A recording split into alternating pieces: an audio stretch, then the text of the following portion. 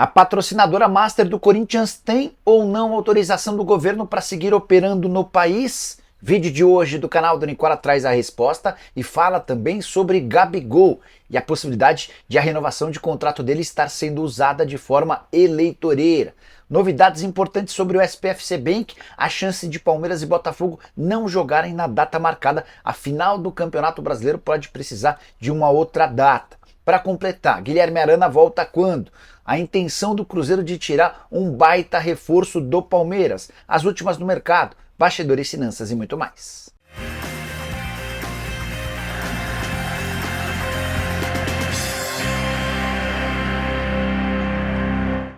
Fala aí pessoal, sou Jorge Nicola, bem-vindos a mais um vídeo do canal. Sempre bom ter vocês por aqui sem perder tempo. Só pedir para deixar like, se inscrever no canal e ativar todas as notificações. Quero contar também que todo esse conteúdo é um oferecimento de Aposta Ganha, um dos sites mais antigos com parceria no canal do Nicola.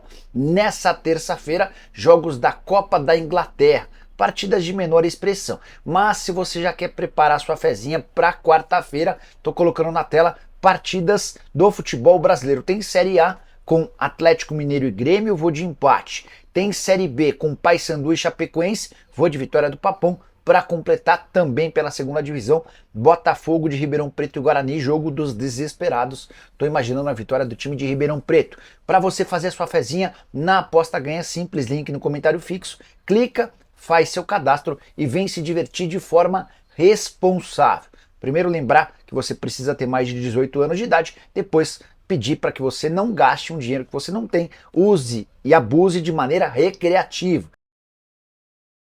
Bora começar o vídeo com aquele tradicional giro de notícias e a primeira informação é sobre o atacante Adson do América.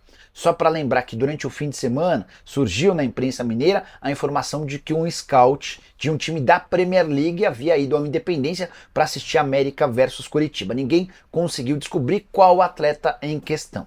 E eu posso contar para vocês que o Adson do América é o jogador que está sendo monitorado pelo Southampton da Inglaterra. O representante do Southampton esteve ao lado do Gomes, ex-goleiro do Cruzeiro e da seleção, para assistir de perto ao jogador de 19 anos de idade. Ainda não há proposta oficial.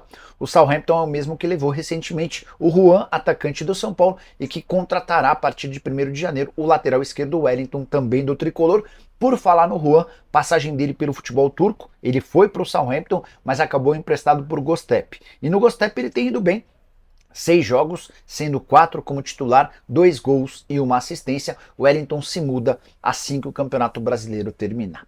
Para completar o giro de notícias, contar que a final da Sul-Americana já tem seu estádio definido. A Conmebol anunciou que La Nueva Ola, o estádio do Cerro Porteño, será o palco da decisão da Sul-Americana, final que pode contar, por exemplo, com Corinthians e Cruzeiro. Só para lembrar que na última sexta-feira também já havia sido confirmado o Monumental de Núñez como estádio da final da Libertadores da América.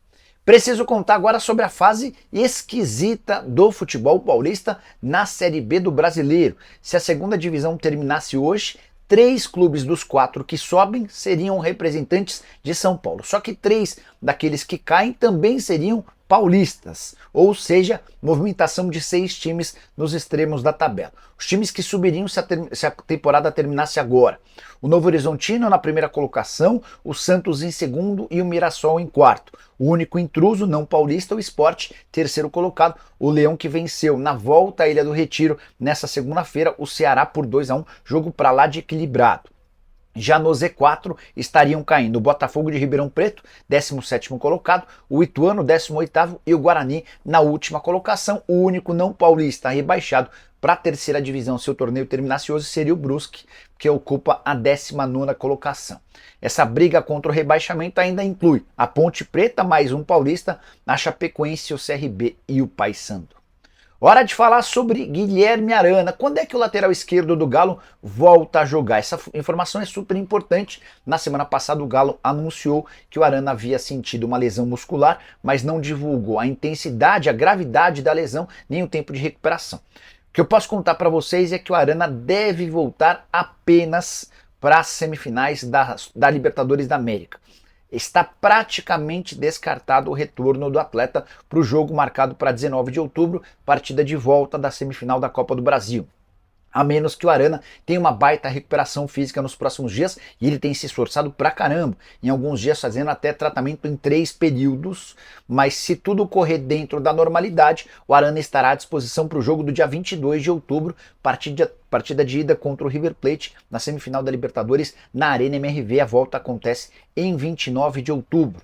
Importante contar que ele já perdeu o jogo contra o Vitória, também não participa da partida dessa quarta-feira contra o Grêmio e fica de fora contra o Fortaleza.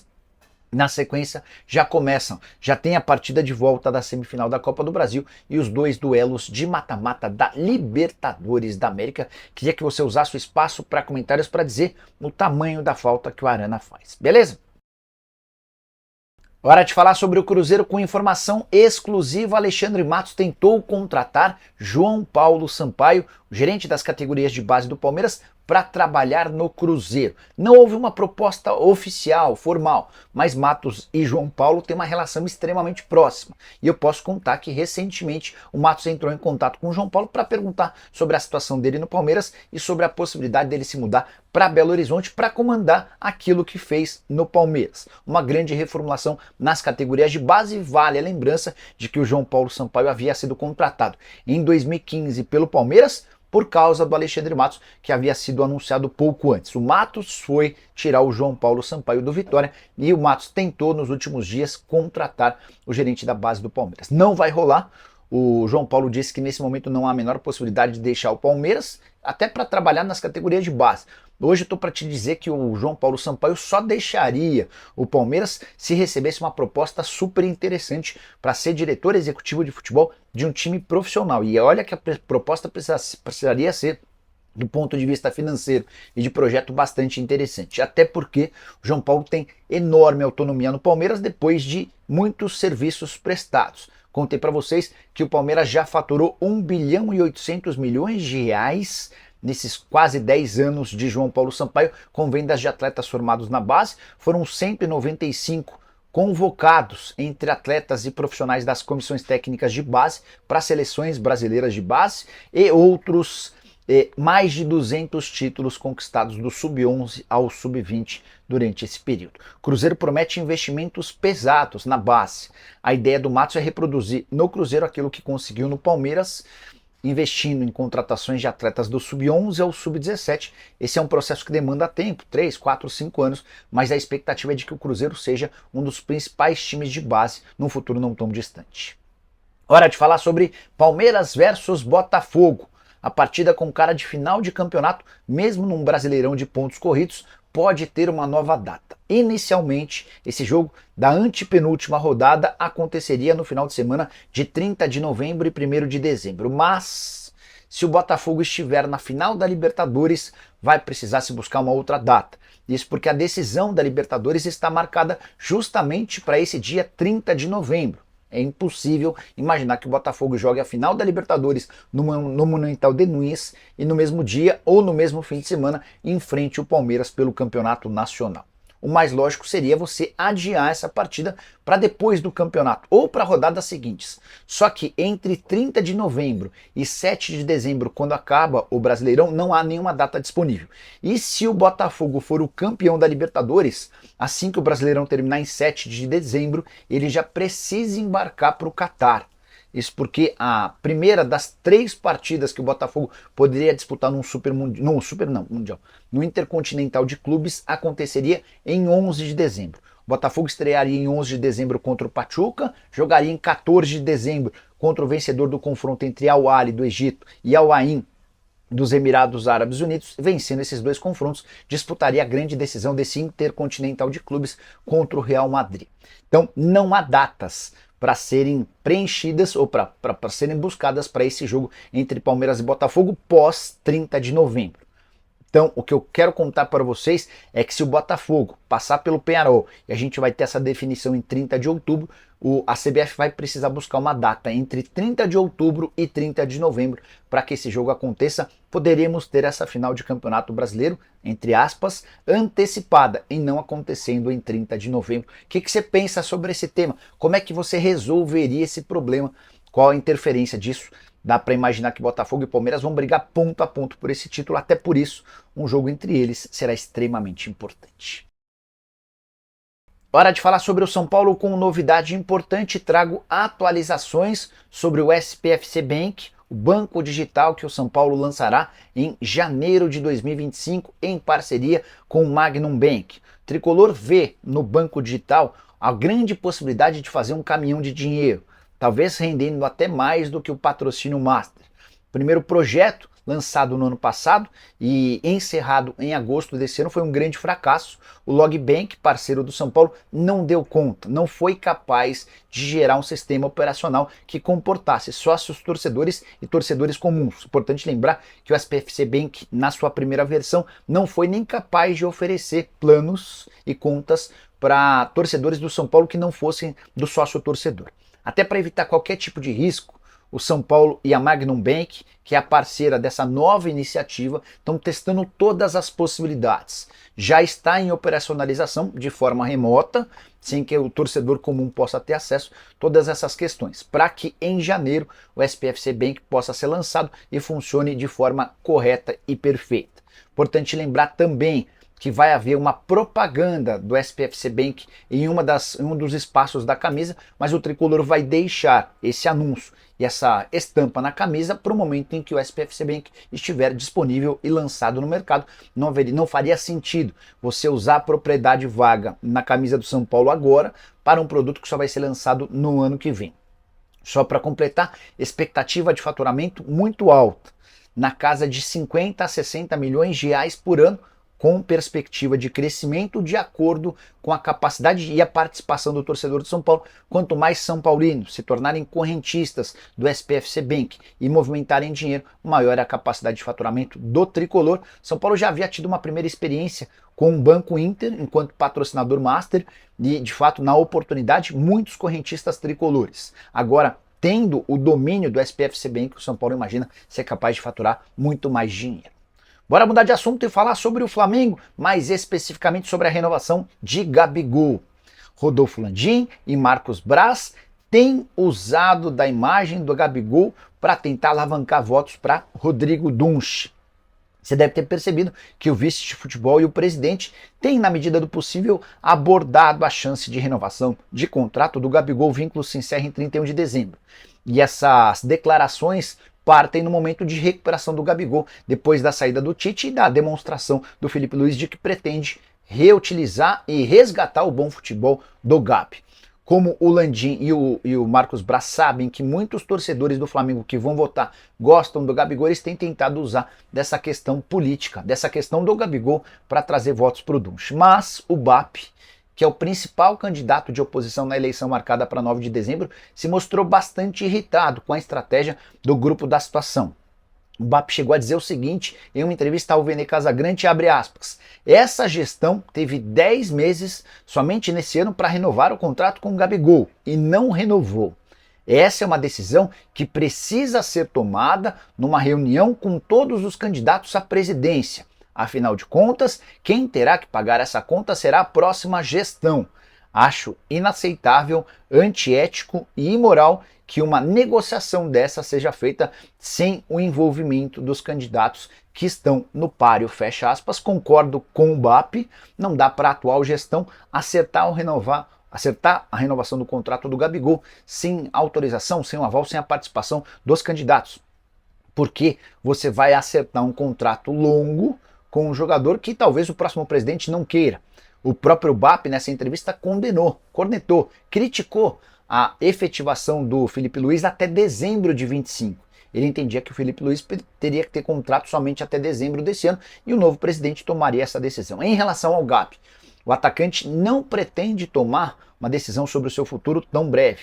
Ele quer aguardar cenas dos próximos capítulos para entender como é que o ano termina e aí se vale a pena ou não renovar o contrato diante até de outras propostas. Só para completar em relação ao BAP, o candidato de oposição, que já foi muito parceiro do Rodolfo Landim, também prometeu uma profissionalização total do clube. Ele entende que só podem trabalhar nos cargos de diretoria gente remunerada e as melhores pessoas do mercado. Outra coisa que ele quer atacar é uma redução no número de vice-presidentes. Ele entende que o Flamengo hoje tem muitos vice-presidentes que atuam de maneira bem pouco profissional. Bora fechar o vídeo para falar sobre o Corinthians. Queria te atualizar sobre a parceira do Corinthians, a Esportes da Sorte. A patrocinadora Master já está ou não regularizada.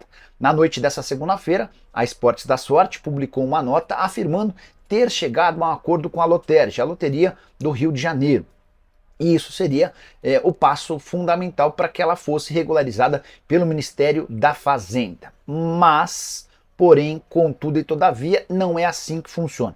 Vou ler até um trecho da nota da Esportes da Sorte, abre aspas. O Grupo Esportes da Sorte reforça seu compromisso com a regulamentação do setor e com o jogo responsável, fazendo coro pelo mercado legal e idôneo, visando proteger os interesses dos apostadores e primando por uma indústria séria e transparente, fecha aspas.